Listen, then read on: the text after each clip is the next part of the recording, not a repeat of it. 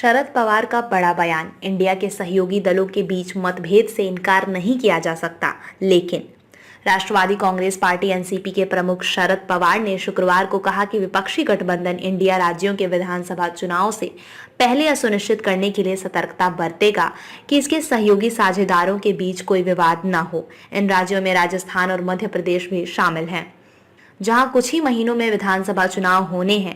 पवार ने बारामती में पत्रकारों से मराठा आरक्षण और प्याज पर निर्यात शुल्क जैसे मुद्दों पर भी बात की। सहयोगी दलों में मतभेद से इनकार नहीं।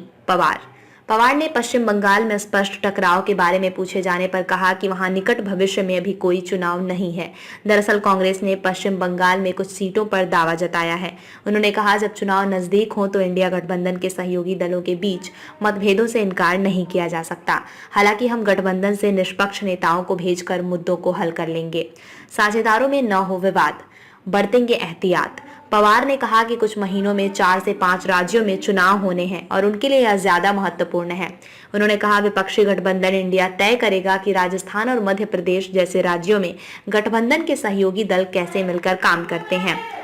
मुंबई लौटने के बाद मैं कांग्रेस और अन्य दलों के नेताओं से बातचीत करूंगा और हम यह सुनिश्चित करने के लिए एहतियात बरतेंगे कि इन राज्यों में गठबंधन के साझेदारों के बीच कोई विवाद ना हो।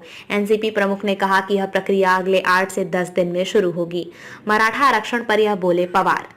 इस समय सुर्खियों में आए मराठा आरक्षण के बारे में पूछे जाने पर एनसीपी अध्यक्ष ने कहा कि उन्होंने खबरों में पढ़ा है कि राज्य में एकनाथ शिंदे सरकार ने इस मुद्दे का समाधान करने का वादा किया है।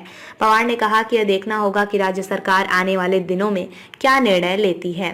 प्याज पर 40% निर्यात शुल्क के बारे में एक सवाल का जवाब देते हुए उन्होंने कहा कि यह किसानों के साथ अन्याय है। उन्होंने कहा, यह हमारी मांग रही है कि इस निर्यात शुल्क को वापस लिया जाए। इस मुद्दे पर केंद्रीय मंत्री पीयूष गोयल ने दिल्ली में बैठक बुलाई है। आशा करते हैं कि उस बैठक में कुछ सकारात्मक निकलेगा, अन्यथा किसानों के बीच की बेचैनी को नियंत्रित नहीं किया जा सकेगा।